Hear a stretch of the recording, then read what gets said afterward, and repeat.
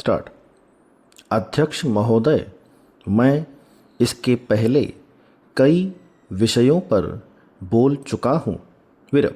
अंत में मैं गुट निरपेक्षता के मामले पर आना चाहता हूँ। सन 1950 के प्रारंभ में विश्व के मामलों में यह एक प्रमुख और महत्वपूर्ण कदम था।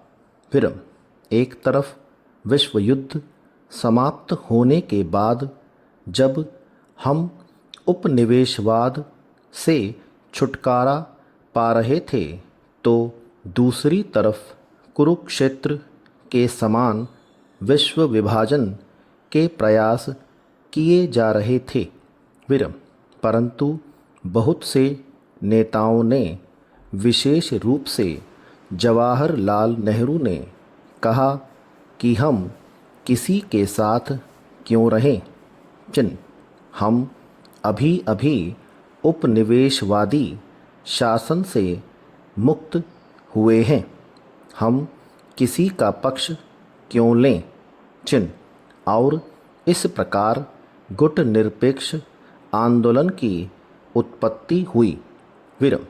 जब शीत युद्ध अपनी चरम सीमा पर था, तो गुट निरपेक्ष आंदोलन ने संघर्ष को रोकने के लिए बहुमूल्य भूमिका अदा की थी।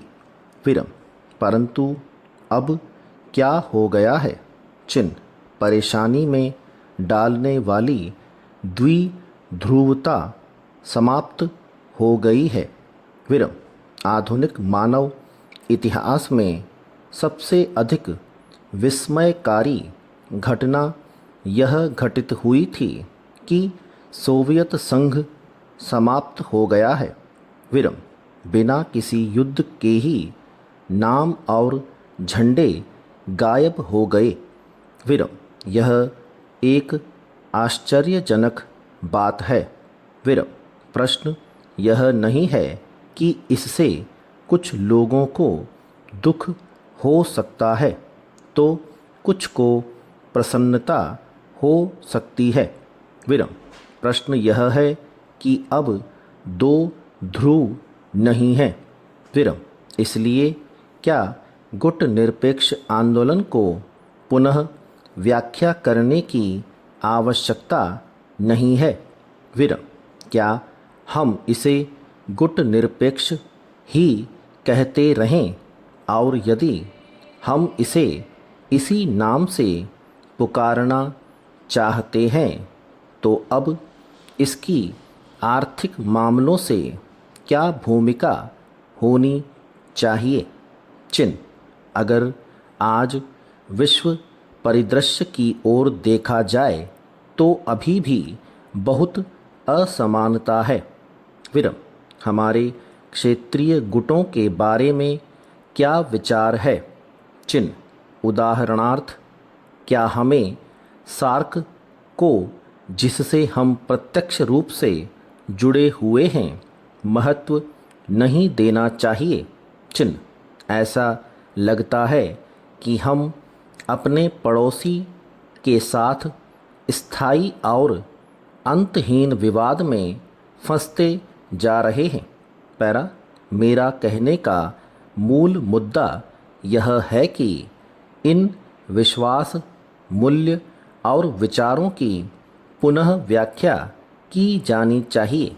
केवल गुट निरपेक्षता और समाजवाद के मंत्रों के जाप से अब काम नहीं चलेगा, तो फिर हमें क्या करना चाहिए? स्पष्ट रूप से हम चौराहे पर खड़े हैं और हमारी व्यवस्था में आज मौलिक परिवर्तन करने की आवश्यकता है।